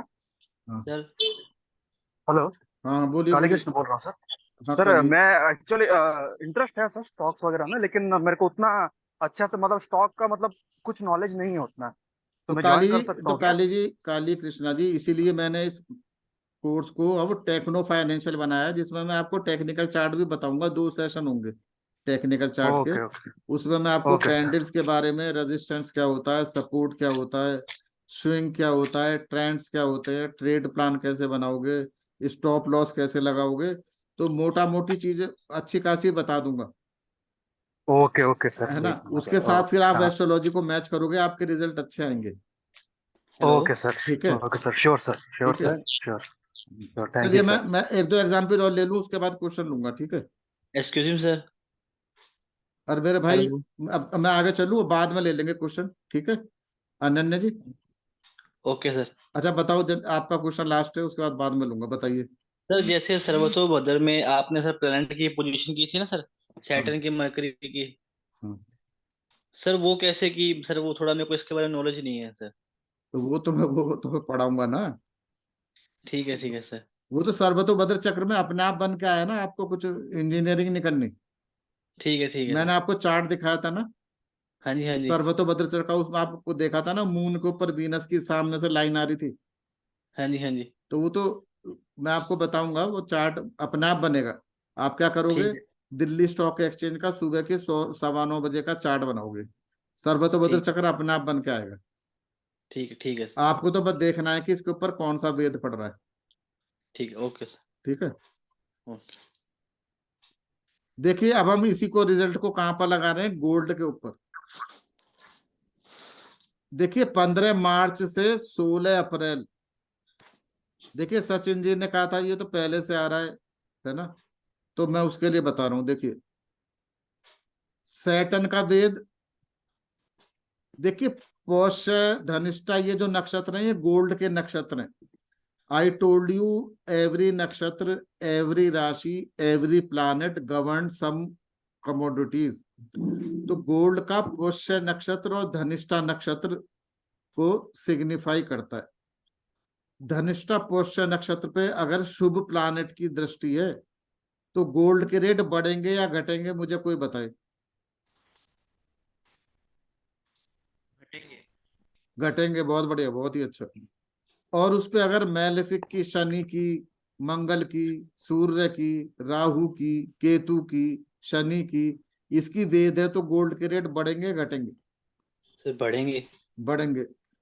अब हम कह रहे हैं 15 मार्च 23 से 16 अप्रैल 23 तक पुष्य नक्षत्र जो कि सूर्य को सिग्निफाई करता है, उसके ऊपर शनि की वेद पड़ रही है। तो लेट अस सी 15 अप्रैल से 16 अप्रैल के बीच में सूर्य के रेट। तो देखिए 15 अप्रैल है, ये लाइन खिंची हुई है ना 15 अप्रैल की, यस इस पे आप देख रहे हो ना, यहां से लेके ये रेट बढ़ते जा रहे हैं यहां तक। Can we see? Yes sir.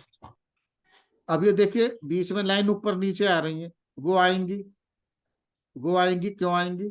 क्योंकि भाई मार्स, मार्स भी रिप्रेजेंट करता है गोल्ड को, सूर्य भी रिप्रेजेंट करता है गोल्ड को।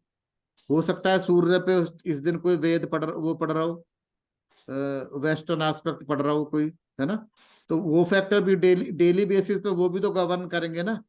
पर कुल मिला के आप ये बताइए इस दौरान में ट्रेंड क्या है, that is most important. Yes sir. Higher low higher high. देखिए हम क्या कहेंगे, हम तो ये कहेंगे कि भाई गोल्ड 15 दिन के लिए खरीद कर रख लेता हूँ, क्यों भाई नितिन जी?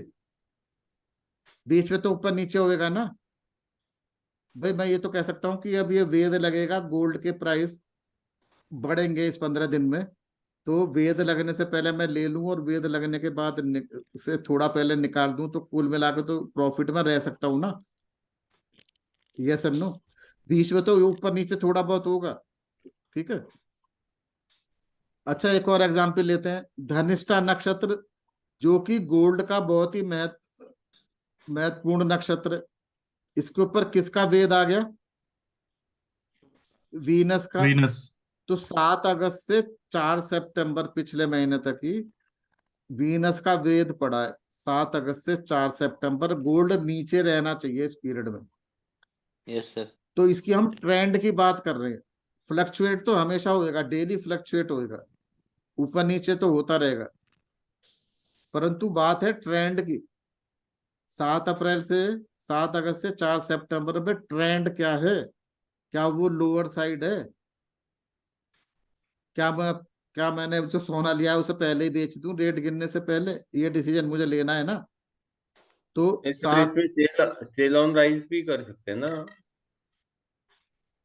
इससे पहले आप अपना प्रॉफिट बुक कर सकते हो ना वेद लगने से पहले, ठीक है। तो 7 अगस्त से 4 सितंबर, तो देखिए 7 अगस्त को ये देखते हैं हम लोग, ये आप देख रहे हो ना 8 अगस्त है, 8 अगस्त की लाइन है। 8 अगस्त से 4 सितंबर तक ये रेट गिरते ही जा रहे हैं, ठीक है। सितंबर के बाद फिर कुछ और लगा होगा और भी नीचे चले गए हैं। कुल मिला के ये सितंबर तक रेट गिरे हैं। आप देख रहे हो मार्केट नीचे की तरफ आ रहा है 4 सितंबर तक, ठीक है। तो आपने देखा कि सर्वतोभद्र चक्र को हमने कितनी जगह यूज किया, इंडिसेस में यूज किया, ऑयल एंड गैस की इंडिसेस में यूज किया, ठीक है। अभी हमने इसको गोल्ड में भी यूज किया, तो कहीं भी यूज कर सकते हो उसको, ओके। तो ये मैंने आपको एक एक फैसेट दिखाया है, बहुत सारे फैक्टर हैं, क्योंकि मार्केट में तो जब ये सैटर्न वक्री होगा या मार्गी होगा तो भी असर पड़ेगा तेल पे, जब ये राशि परिवर्तित करेगा तो भी असर होगा।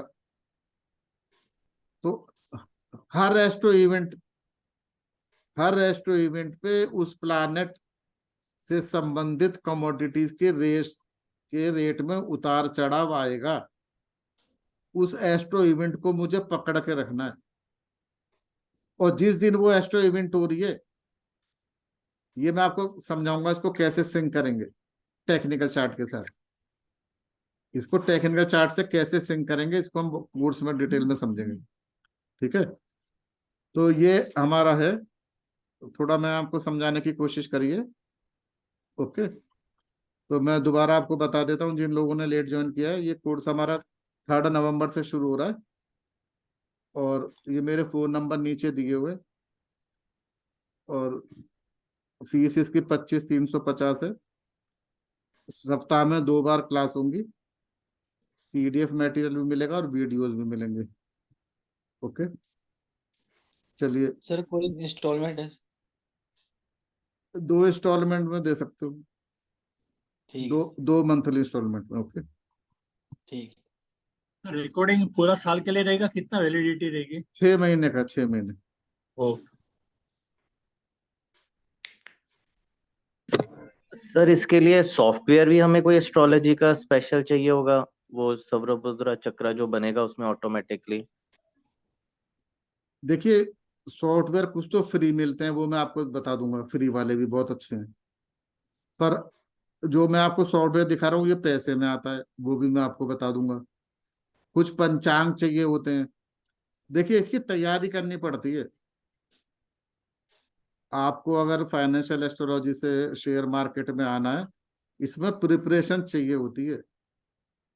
हमको पहले ही सोचना पड़ता है कि 2024 में हम कब कब क्या क्या करेंगे। जैसे मैंने अभी आपको बताया, 2025 में, मिड 2025 में शूट करेंगे ऑयल एंड गैस, तो अभी से बोल रहा हूँ ना मैं। तो तैयारी हमें पहले करनी पड़ेगी। ये थोड़ी कि आज सुबह उठे अरे ये क्या हो गया, ये क्या हो गया, ऐसा नहीं होगा। हमें पता है भाई फरवरी में ये घटना होगी, मार्च में ये प्लानेट मार्गी हो रहा है, अक्टूबर में ये प्लानेट अस्त हो जाएगा, राइट सर। नवंबर में ये प्लानेट वक्री हो जाएगा, ये वाला 180 डिग्री का एस्पेक्ट बनेगा, है ना। तो ये हमको पहले से पता होना चाहिए। तो जो हमको पूरे साल का कैलेंडर बना के हम लोग रखेंगे, तो हमको कौन से पंचांग चाहिए, कौन सी सॉफ्टवेयर चाहिए, थोड़ी हमको इसमें मेहनत करनी पड़ेगी थोड़ी। कुछ लोग सोचते हैं, मैं आप लोगों की एक्सपेक्टेशन भी सेट कर दूं, कि ये कोई फॉर्मूला नहीं है कि एक फॉर्मूला लगाओगे खट से और बस आपने ले लिया 100 रुपए, और बस 100 रुपए का ले लिया और 112 का बेच कर निकल गए। ये ठीक रखिए है, पानी। इसको इसके अंदर हमको मेहनत करनी पड़ेगी। देखिए, बंद रखिए अपना माइक, बंद रखिए। अच्छा, किसी का कोई प्रश्न है तो पूछिए, नहीं तो मैं बंद कर रहा हूँ, लोग बहुत डिस्टर्ब कर रहे हैं अभी। अपना माइक बंद करिए। अतुल जी, क्वेश्चन है तो पूछ लीजिए। हाँ सर, अभी जो मंदी चल रही है वो तेजी कब से स्टार्ट हो सकती है? अतुल जी अरे मैं भाई, इसका ये जवाब सब दूं हम आपको? सीखेंगे ना, अभी मैं तो प्रेडिक्शन अतुल थोड़ी कर जी, रहा हूँ अभी। अतुल जी मैं आपको अभी जवाब दूं? अभी देखिए, मेरे अगले वीक से जो आपने क्वेश्चन पूछा है, हर वीक में मैं अपनी प्रेडिक्शन की मेरी वीडियो आने वाली है, वो आप सुन लीजिएगा। ओके, ठीक सर है। अभी और एक बाकी प्रेडिक्शन कैसे करनी है वो मैं बताऊंगा अभी, उसको अभी नो यहाँ प्रॉब्लम, जनरल पब्लिक में मैं नहीं बोलूँ, उसके बारे में सर। नहीं बोलूंगा। और अभी ओके, आपने दूसरा क्वेश्चन था, वो तो अभी आप मेरे को क्वेश्चन मिल गया, और वो सॉफ्टवेयर के बारे में था सर, तो जो सॉफ्टवेयर के लिए हाँ था, चलिए, बहुत वो अच्छी तो वो बात तो है। वो तो वो तो आपने बता दिया। और सर जो जो पर्सनल कुंडली में किसी में वो ये शेयर मार्केट से कमाने का योग नहीं है, तो हाँ, क्या करें? वो भी एक लेक्चर पूरा होगा पर्सनल हॉरोस्कोपी पे। अच्छा, मैं ये उसके क्यों अंदर पूछ हम रहा हूँ सर? समझेंगे कि भैया आपकी कुंडली में शेयर से पैसा कमाना है या नहीं, हम्म कमाना है तो कौन से पीरियड में है, कौन से पीरियड में नहीं नहीं अपना पैसा डालना है। कई लोगों की कुंडली ऐसी होती है कि वो दूसरों को कमवा सकते हैं, खुद नहीं कमा सकते। हम्म हम्म हम्म जैसे कि सचिन तेंदुलकर के गुरु थे, सचिन तेंदुलकर तो उन्होंने बना दिया, पर खुद तो नहीं बने ना सचिन तेंदुलकर, है ना। तो कुछ लोगों की कुंडली ऐसी है कि आप कहोगे कि तू ये शेयर ले ले, वो ले लेगा और उससे प्रॉफिट भी हो जाएगा, लेकिन और उसके जब लिए वो कस्टमर खुद लेता है तो वो उल्टा हो जाता है। तो सबकी कुंडली अलग तरीके से है। तो हम और बहुत सर बड़े बड़े जो इन्वेस्टर हैं, जैसे झुनझुनवाला जी हैं, है ना, हर्षद मेहता है, और जेपी मॉर्गन है, इनकी कुंडली हम लोग डिस्कस करेंगे कि ये भैया इतने करोड़पति अरबपति कैसे बन गए, इनकी कुंडली में ऐसा क्या राज छुपा है कि शेयर मार्केट से इन्होंने इतने पैसे बनाए। फिर आप अपनी भी कुंडली चेक कर सकते हो कि आपकी कुंडली में क्या ऐसे योग हैं कि आप शेयर से पैसा कमा सकते हो। ओके, तो ये इसके बारे में भी एक लेक्चर होगा पूरा। नहीं, सपोज कुंडली में योग नहीं है तो फिर भी कुछ करके कर सकते हैं क्या उसमें इम्प्रूवमेंट कमाने के उ- लिए? ऐसे लोगों का, ऐसे लोग जो है ना इन्वेस्टर अच्छे हैं, वो दूसरों से इन्वेस्ट करवा सकते हैं। उसका मैं बताऊंगा क्या तरीका है क्योंकि उसका। मैं ऐसा कस्टमर भी मिलना चाहिए कि उधर से रेवेन्यू मिल सके, क्योंकि रेवेन्यू नहीं मिलता तो और कोई मुफ्त में मतलब पूछ के चला मिलेगा जाता है। मिलेगा मिलेगा ना, उनकी कुंडली ऐसी बनी है वो खुद नहीं कमाएंगे, दूसरे से कमवाएंगे। नहीं, जो वही बता दूसरे से कमवा रहे हो तो फिर आप कमीशन से कमाओगे। ओके। सबकी कुंडली अलग है, ठीक है। तो अपना वाइफ या फैमिली मेंबर के थ्रू भी कर सकते हैं ना? बिल्कुल नहीं बिल्कुल वैसा बिल्कुल बिल्कुल बिल्कुल। अगर आप ये देखते हो कि भाई मेरे में तो योग है नहीं, और मेरी पत्नी के में ये योग बहुत बढ़िया है, जो मुझको सर सब। ये पर्सनल एक्सपीरियंस है मेरा। मैं टेक्निकल एनालिसिस का बहुत सारा कोर्सेज किए हैं, हाँ, लेकिन मैं आज तक कमा नहीं रहा हूँ। मेरी कुंडली में भी दोष है और मेरी वाइफ की कुंडली में दोष है। मेरा कोई चाइल्ड नहीं है, दो ही हम लोग हैं। उसी वास्ते मैंने आपको एक क्वेश्चन किया कि वो आपका क्योंकि क्वेश्चन अभी बिल्कुल एज ठीक ऐसा है। है, एज हाँ, ऐसा है कि कुछ दूसरा कोई काम नहीं कर सकते। अभी ऑनलाइन ही सब कुछ कर सकते हैं और शेयर मार्केट थोड़ा बहुत वो कर सकते हैं। समझेंगे, वो हम समझेंगे कि कुंडली में आपकी कुंडली क्या है। आपको मैं खुद ही समझाऊंगा, आप खुद ही समझ पाओगे। ठीक है, चलिए कोई दिक्कत नहीं, ठीक है। चलिए फिर मैं समाप्त कर रहा हूँ आज का कार्यक्रम। और सर जिसको एक भी लास्ट एडमिशन क्वेश्चन लेना करूँ? है वो मुझको इन नंबरों पे व्हाट्सअप कर दीजिएगा। कोर्स कंटेंट मंगाना है, कोई भी क्वेश्चन पूछना है, मेरे से सर पूछ तो एक सकते सर एक एक लास्ट क्वेश्चन था, हैं। हाँ, आपकी अगर इजाजत हो पूछूं? एक सेकंड, एक सेकंड दीजिएगा जरा। हाँ।